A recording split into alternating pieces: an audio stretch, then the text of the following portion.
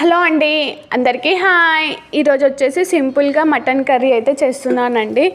So onions cut చేసుకొని cooker పెట్టుకొని సరిపడినంత ఆయిల్ వేసి ఆనియన్స్ మొత్తాన్ని వేసేసాను. ఆనియన్స్ మగ్గడానికి ఒక 5 మినిట్స్ అలా టైం పడుతుంది. ఈలోపు సరిపడినంత సాల్ట్, ఒక 2 టమాటాలు కట్ చేసుకొని వేసుకున్నాను, సరిపడినంత అల్లం వెల్లుల్లి పేస్ట్, ఇంకా 1/2 కేజీ మటన్ని కడిగి పక్కన పెట్టేసుకున్నాను. సో సరిపడినంత పసుపు వేసేసి మొత్తాన్ని నీట్గా కలిపేస్తున్నాను. సో ఆనియన్స్ మొత్తం మగ్గిపోయాయి, టమాటాలు కూడా మగ్గాయి. ఇంకా కడుక్కున్న మటన్ మొత్తం కుక్కర్లో వేసేస్తున్నాను. సో కుక్కర్లో వేసేసి మటన్ మొత్తాన్ని నీట్గా కలిపేస్తున్నాను. సో ఒక 10 మినిట్స్ అలా పెట్టేసి మటన్కి సరిపడినంత కారం మొత్తం వేస్తున్నానండి. నేను సరిపడినంత కారం వేసేసి మటన్ మొత్తాన్ని కలిపేసి ఒక 5 మినిట్స్ అలా పెట్టేసామంటే మటన్లోకి కొన్ని వాటర్ వచ్చేస్తాయి.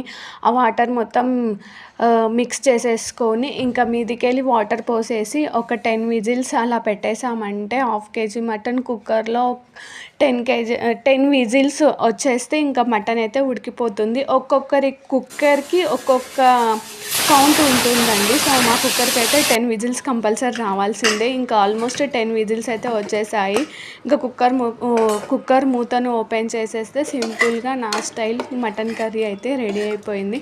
ఇందులోనికి ఇంకా లాస్ట్గా ఉడికిందా లేదా అని చెక్ చేసి ఇంకా ధనియా పౌడరు, గరం మసాలా, కొత్తిమీర, పుదీనా వేసేసి ఒక 5 మినిట్స్ అలా పొయ్యి పైన పెట్టేస్తే ఇంకా సింపుల్గా టేస్టీగా ఎమ్మీగా నా స్టైల్ మటన్ కర్రీ అయితే రెడీ అయిపోతుంది. ఎలా వచ్చిందో కామెంట్ చేయండి ఫ్రెండ్స్.